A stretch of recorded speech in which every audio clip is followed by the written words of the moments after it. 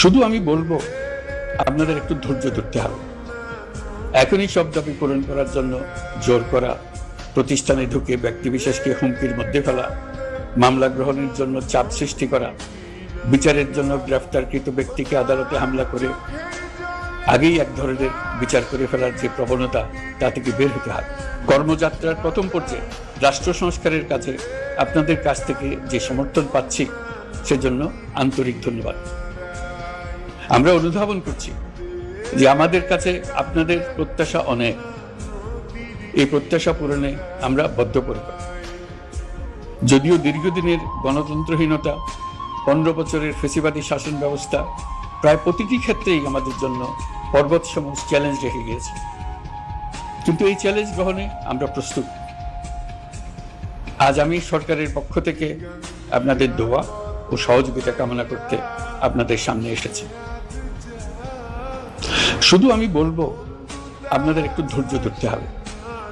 এখনই সব দাবি পূরণ করার জন্য জোর করা, প্রতিষ্ঠানে ঢুকে ব্যক্তিবিশেষকে হুমকির মধ্যে ফেলা, মামলা গ্রহণের জন্য চাপ সৃষ্টি করা, বিচারের জন্য গ্রেফতারকৃত ব্যক্তিকে আদালতে হামলা করে আগেই এক ধরনের বিচার করে ফেলার যে প্রবণতা, তা থেকে বের হতে হবে।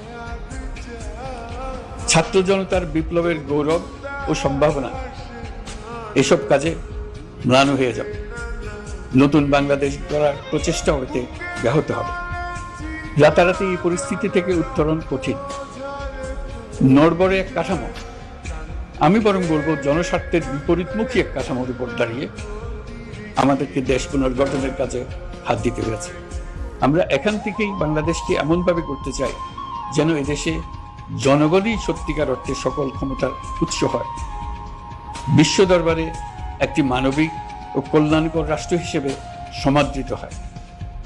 তরুণ প্রজন্ম, শিক্ষার্থী ও জনতার আত্মত্যাগের প্রতি সম্মান জানাতে রাষ্ট্র সংস্কারের কাজে সফল আমাদের হতেই হবে। এর আর কোনো বিকল্প নেই। প্রিয় দেশবাসী, আপনারা ইতিমধ্যে জেনেছেন জুলাই আগস্ট মাসে গণ অভ্যুত্থানে বল প্রয়োগ ও হতাহতের যে দুঃসহ ঘটনা ঘটানো হয়েছে, তার স্বচ্ছ তদন্ত করতে জাতিসংঘের মানবাধিকার কমিশনের প্রধানকে বাংলাদেশে এসে তাদের তদন্ত শুরু করতে আমরা আমন্ত্রণ জানিয়েছি। তদন্তের এই প্রক্রিয়া এই সপ্তাহে শুরু হবে। তাদের প্রথম দল ইতিমধ্যে এসে গেছে। আমরা ইতিমধ্যে ছাত্র জনতার বিপ্লবকে নস্যাৎ করতে যে শত শত মিথ্যা ও হয়রানিমূলক মামলা দায়ের করা হয়েছিল, তার অধিকাংশ প্রত্যাহার করেছে এবং আটক ছাত্র জনতার মুক্তি লাভের ব্যবস্থা করেছে। পর্যায়ক্রমে মিথ্যা ও গায়েবী সকল মামলার ক্ষেত্রে অনুরূপ ব্যবস্থা গ্রহণ করে মানুষকে দুঃসহ ভোগান্তি থেকে মুক্ত করা হবে। ন্যায় বিচার নিশ্চিত করতে গণ অভ্যুত্থানের সকল শহীদ পরিবারকে পুনর্বাসন করা হবে।